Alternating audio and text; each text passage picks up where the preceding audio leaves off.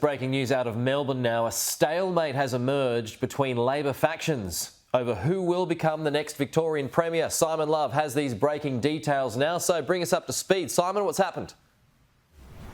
So, Pete, a short time ago I was contacted by a senior Labor source who told me no deal has been done between the socialist left and the right factions within Labor. Now, those meetings occurred last night between the conveners of those factional groups to try and broker a peace deal so that Jacinta Allan could run unopposed as Premier. But it seems that with no deal being done, it still paves the way for potentially Ben Carroll to put his hand up for the leadership. Although Senior Minister Lily D'Ambrosio here at Parliament this morning has all but said she expects Jacinta Allan to become Premier. She has also told reporters here at Parliament, quote, and here I'll just get the quote, it says, "We're a government that's always been a serious government. I think caucus generally understands we've got to get back to being in the business of being in government."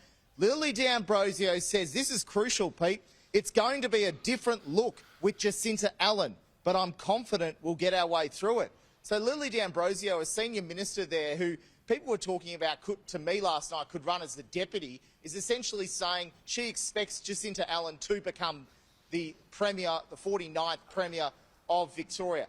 Other mail we're hearing from an extremely senior Labor source is they expect Jacinta Allan will become Premier, although within Labor there is hope that the formal process will play out. We were talking earlier this hour about how the rules, National Caucus rules stipulate nominations have to be open for 3 days. We still don't know yet whether Ben Carroll will put his hand up for the leadership. We know Jacinta Allan has, through a tweet. She usually arrives here at the front steps of Parliament if there's something on here at Victorian Parliament. So we're in place. We'll see if we spot her and bring it up to you here, Pete. Yeah, you're there with your microphone, no doubt. Simon, so in your conversations with your sources at the moment, is there tension behind the scenes or is this just kind of part and parcel of the whole thing?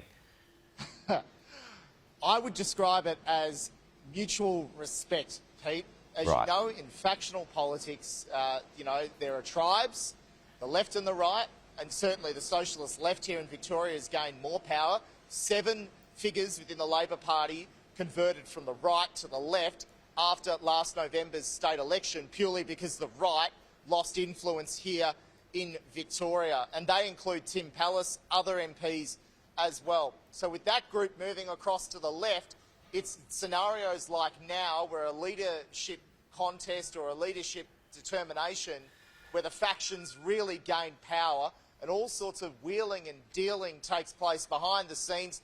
My understanding was there were Zoom meetings going till 10 o'clock, potentially even later last night, Pete, and we're starting to see ministers arrive here at Parliament for in-person meetings.